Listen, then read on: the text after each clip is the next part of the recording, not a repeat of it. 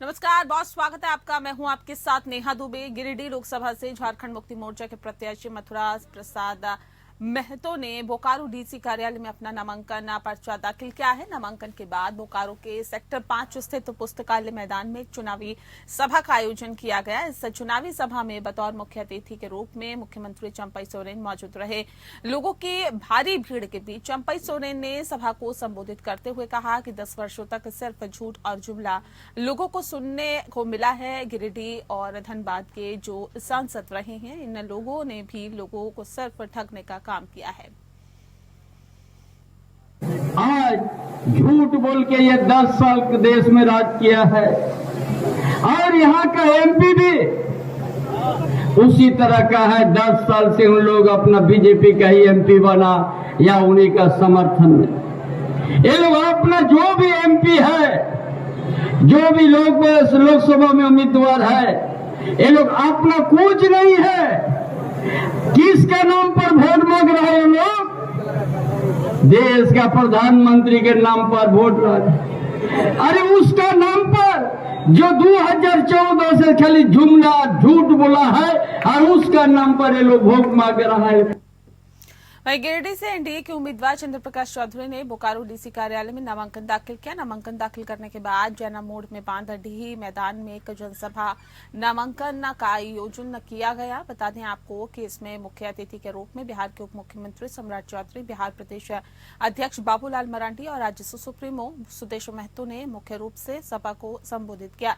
बिहार के उप मुख्यमंत्री सम्राट चौधरी ने शिबू सोरेन और लालू प्रसाद यादव पर जमकर हमला बोला। उन्होंने कहा कि लालू यादव ने झारखंड के इसी धरती से चारा चोरी करने का काम किया था और आज ये लोग संविधान और आरक्षण की दुहाई देते हैं, लेकिन अपने घर वाले लोगों को दोनों ही लोग टिकट देते हैं। जब चुनाव खत्म होता है तो आरक्षण की बात भूल जाते हैं।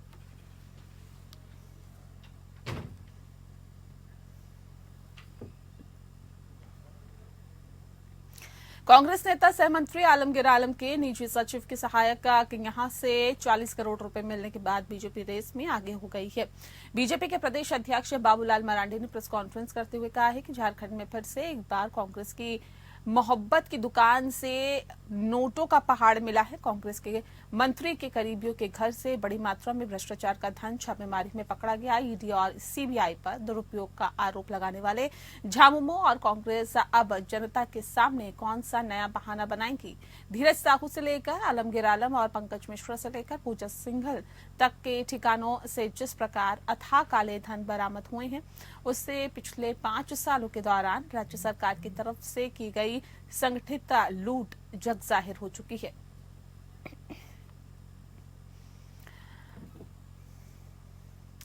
जी हां, आपको बता दें कि एक प्रेस कॉन्फ्रेंस करके सीधे सीधे निशाना साधा है। कांग्रेस के नेता सह मंत्री आलमगीर आलम के निजी सचिव के सहायक के यहां से 40 करोड़ रुपए मिलने के बाद बीजेपी रेस में आगे हो गई है।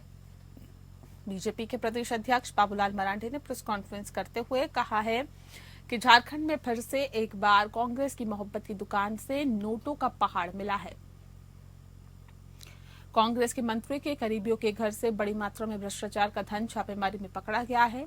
ईडी और सीबीआई पर दुरुपयोग का आरोप लगाने वाले झामुमो और कांग्रेस अब जनता के सामने कौन सा नया बहाना बनाएंगे। धीरज साहू से लेकर आलमगीर आलम और पंकज मिश्रा से लेकर पूजा सिंघल तक के ठिकानों से जिस प्रकार से अथाह काले धन बरामद हुए हैं, उससे पिछले 5 सालों के दौरान राज्य सरकार की तरफ से की गई संगठित लूट जग जाहिर हो चुकी है।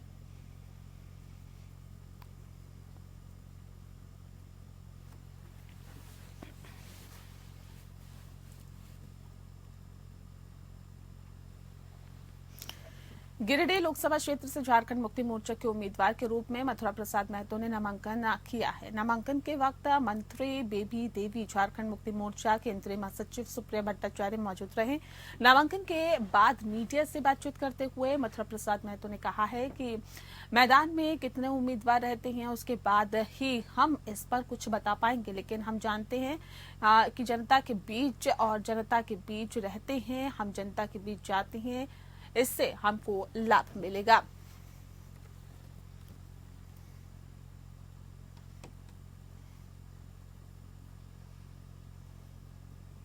इंडिया गठबंधन के प्रत्याशी है मथुरा महतो और ऐसे में बताते हैं आपको कि सीधे सीधे अब नामांकन में सुप्रिया भट्टाचार्य भी इस वक्त मौजूद रही।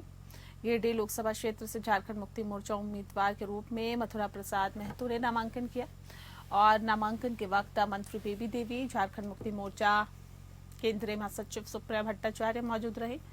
नामांकन के बाद मीडिया से बातचीत करते हुए मथुरा प्रसाद महतो ने कहा है कि मैदान में कितने उम्मीदवार रहते हैं उसके बाद ही हम इस पर कुछ बता पाएंगे, लेकिन हम जनता के बीच हैं और जनता के बीच रहते हैं, इसको हमको इससे लाभ पहुंचता है और आगे भी इससे लाभ मिलेगा।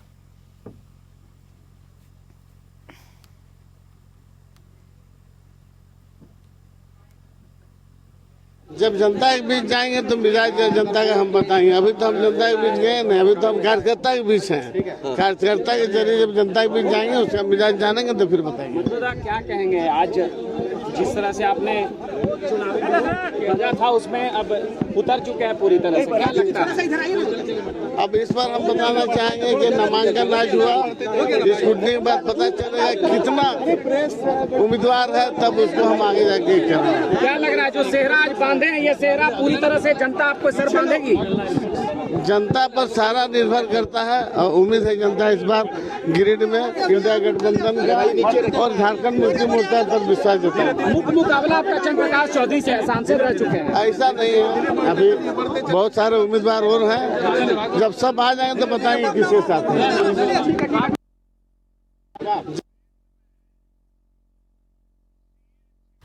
तो नामांकन में सुप्रिया भट्टाचार्य मौजूद रही और बता दें आपको कि मथुरा महतो का ये नामांकन था। इंडिया गठबंधन के प्रत्याशी है मथुरा महतो और नामांकन के बाद मीडिया से बातचीत करते हुए मथुरा प्रसाद महतो ने कहा है कि मैदान में कितने उम्मीदवार रहते हैं उसके बाद ही हम इस पर कुछ भी बता पाएंगे, लेकिन हम जनता के बीच है और जनता के बीच रहते हैं, इसको हमको इससे लाभ मिलने वाला है और लाभ आगे मिलेगा।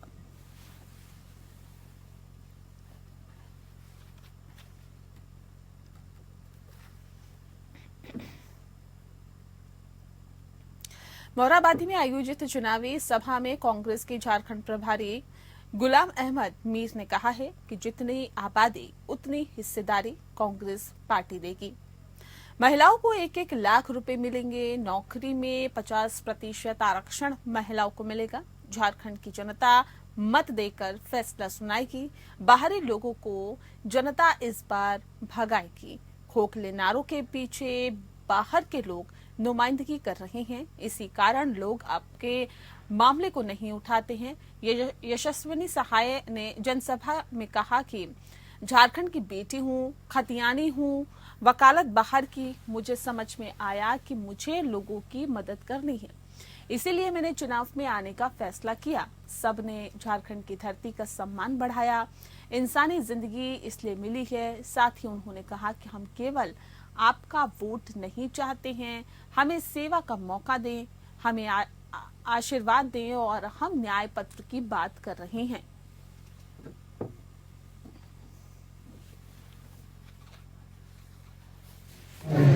और जुमले जोड़े 19 में आज देश की जनता, महिलाएं हो, युवा हो, जवान हो, किसान हो, वो सब लोग आज अकाउंटेबिलिटी पर जोर देने जा रहे हैं। तो इसलिए 10 साल की हुकूमत के बाद में देश के इन लोगों के हाथ कुछ भी नहीं लगा, खाली प्रेस कॉन्फ्रेंस और मीडिया बोला।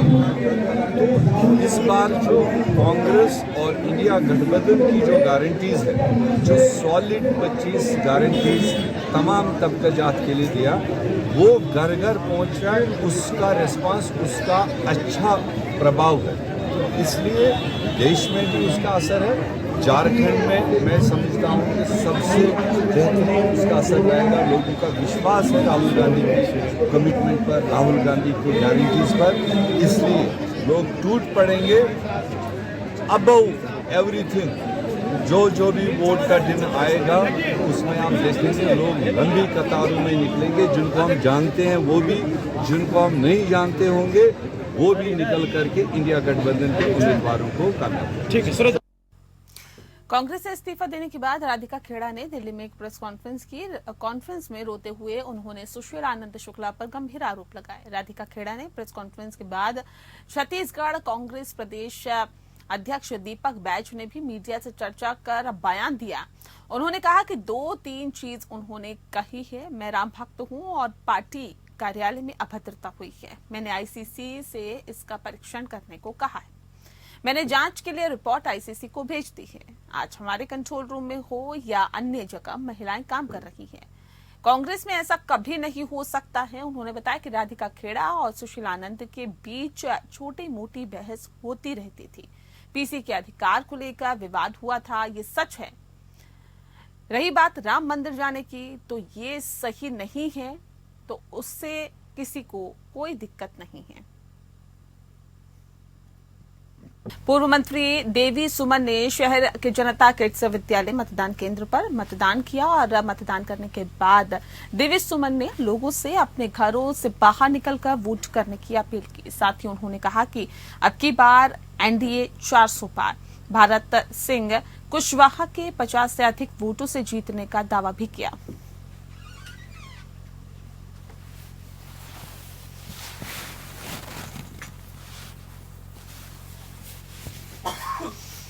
अब की बार 400 पार की बात कही जा रही है और ऐसे में आपको बता दें कि जिस तरह से देवी सुमन ने मतदान किया और मतदान करने के बाद घरों से बाहर निकलकर लोगों से भी अपील की कि अब मतदान करें। पहले मतदान और फिर जलपान की बात यहां पर की गई। तो बता दें आपको मतदान केंद्र पर पहुंची और उस दौरान देवी सुमन ने अपने मताधिकार का इस्तेमाल किया और कहा कि अब की बार 400 पार, यानी कि एनडीए इस बार 400 पार कर रहा है, जिसका जिक्र लगातार भारतीय जनता पार्टी और एनडीए के नेताओं की तरफ से किया जा रहा है।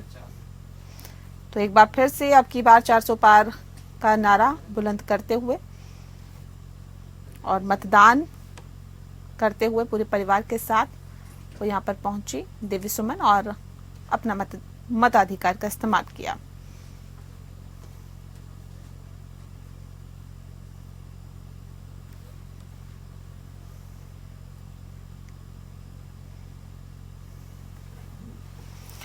ग्वालियर में मध्य प्रदेश के कैबिनेट मंत्री नारायण सिंह कुशवाहा ने मतदान किया और मंत्री नारायण सिंह कुशवाहा ने ग्वालियर दक्षिण विधानसभा के नया पूरा मतदान केंद्र पर वोट डाला। नारायण सिंह कुशवाहा वोट डालने पहुंचे तो लंबी कतार लगी हुई थी। उनके बावजूद भी मंत्री ने कतार में सबसे पीछे लगकर इंतजार किया, मतदान किया। और मंत्री नारायण सिंह कुशवाहा ने मीडिया से बातचीत करते हुए कहा कि देश में मोदी लहर चल रही है और मध्य प्रदेश में सभी सीटों पर भारतीय जनता पार्टी जीत दर्ज करेगी।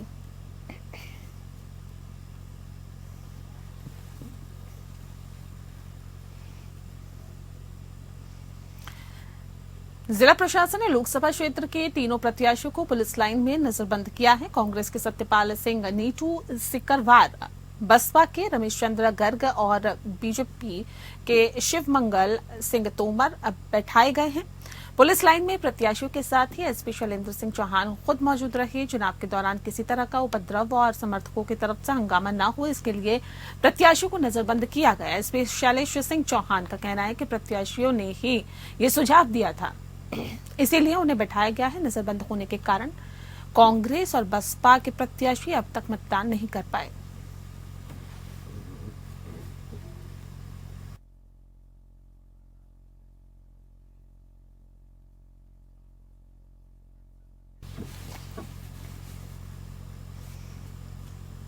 दतिया में पूर्व गृह मंत्री नरोत्तम मिश्रा ने मतदान किया है। नरोत्तम मिश्रा ने मतदान केंद्र क्रमांक 104 पर वोट डाला। पूर्व गृह मंत्री ने केंद्र के बाहर लाइन में लगकर मतदान किया। पूर्व मंत्री नरोत्तम मिश्रा ने कहा है कि इस बार बीजेपी 400 से ज्यादा सीट जीतेंगी। साथ ही महिलाओं को हर साल 1 लाख रुपए देने की घोषणा करते हुए कांग्रेस सरकार पर निशाना साधा और कहा कि देश में कुल 68 लाख करोड़ महिलाएं हैं। हर साल महिलाओं को 1 लाख रुपए देने पर 68 लाख करोड़ रुपए खर्च आएगा। भारत सरकार का बजट ही 45 लाख करोड़ रुपए का है। राहुल गांधी हमेशा झूठी घोषणाएं कर रहे हैं।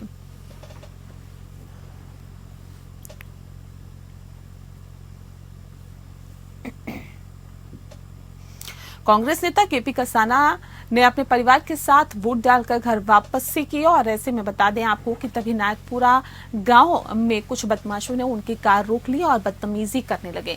इसके बाद कांग्रेस नेता और उसके भाई को कार से बाहर निकालकर मारपीट करने लगी। मारपीट के दौरान कांग्रेस नेता और उसके भाई पर चोट के निशान देखे गए।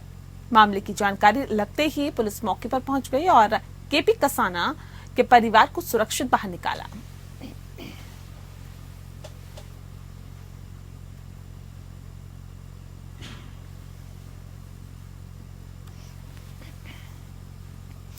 बमीठा थाना क्षेत्र छतरपुर से एक खबर सामने आ रही है, जहां पर तालाब में डूबने से 2 बच्चों की मौत हो गई। दोनों मासूम बच्चे गांव के तालाब में नहाने के लिए गए थे। बता दें कि सूरजपुरा के भरवा गांव के 2 मासूम बच्चों की तालाब में डूबने से मौत हो गई। इस घटना से क्षेत्र में मातम छाया हुआ है। जानकारी मिलने पर दलबल के साथ मौके पर पहुंचे चंद्रनगर पुलिस चौकी से प्रभारी मोहर सिंह ने मोर्चा संभाला।